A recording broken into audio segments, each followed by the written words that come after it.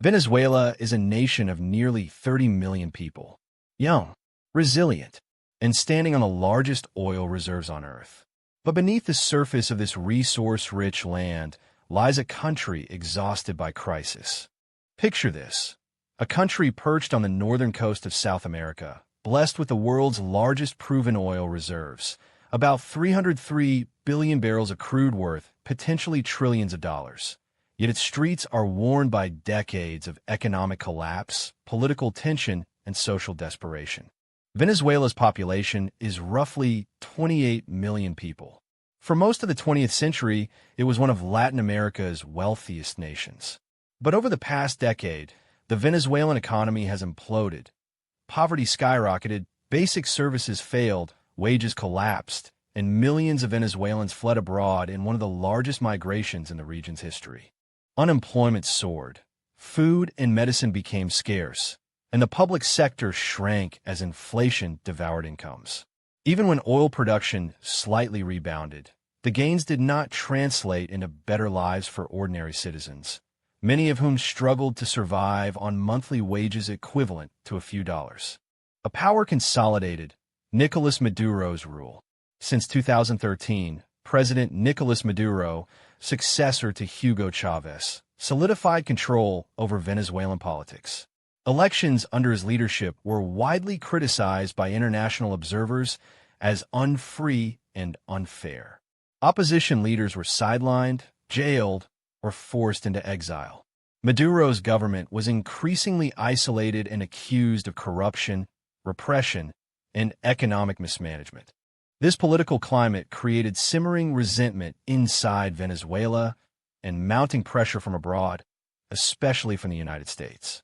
Building tensions with the United States for years, the U.S. government accused Maduro of running a narco state, alleging his regime protected drug trafficking networks pouring cocaine into the United States. Venezuelan leaders rejected these claims, calling them a cover for interference and a threat to their sovereignty. The U.S. took multiple steps long before the strikes, indicted Maduro and his wife on narco-terrorism and conspiracy charges with a $50 million bounty on his capture, escalated military presence near Venezuela with warships, patrols, and a buildup that spanned months, launched targeted actions against vessels and alleged drug routes in the Eastern Pacific and Caribbean, part of a broader campaign called Operation Southern Spear. Maduro even responded by mobilizing massive militia forces, claiming Venezuela faced the biggest threat in a century. The stage was set, rhetoric hardened, military assets shifted into place, and both sides prepared for confrontation. Milky Way, January 3rd, 2026, the night of the strikes. At around 2 a.m. local time, explosions shattered the stillness in Caracas, the capital. Low-flying aircraft and blasts rattled neighborhoods. Power flickered out in parts of the city. What happened next would echo across the world. In a sudden, highly coordinated operation, codenamed Operation Absolute Resolve, U.S. forces struck multiple military targets, including key installations around Caracas.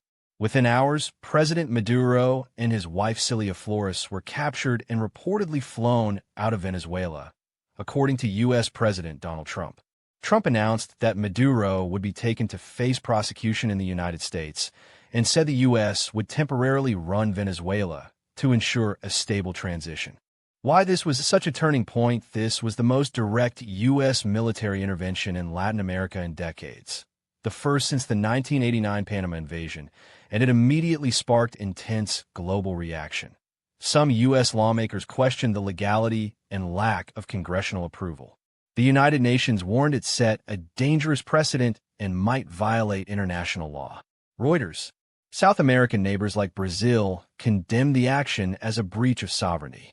Reuters. China and other allies denounced it as imperial aggression. Global Times. Back in Caracas, Maduro's government and supporters decried the strikes as an act of imperialism, calling for resistance. Others hoped this could finally end years of economic disaster and political repression. The world watches. The situation remains fluid and tense. Governments, International bodies and regional powers are all trying to calculate what comes next, from potential power vacuums and resistance movements inside Venezuela to shifts in alliances and debates over the limits of global intervention. What started as an economic and political crisis within a single nation exploded into a moment that could reshape geopolitics across the Western Hemisphere.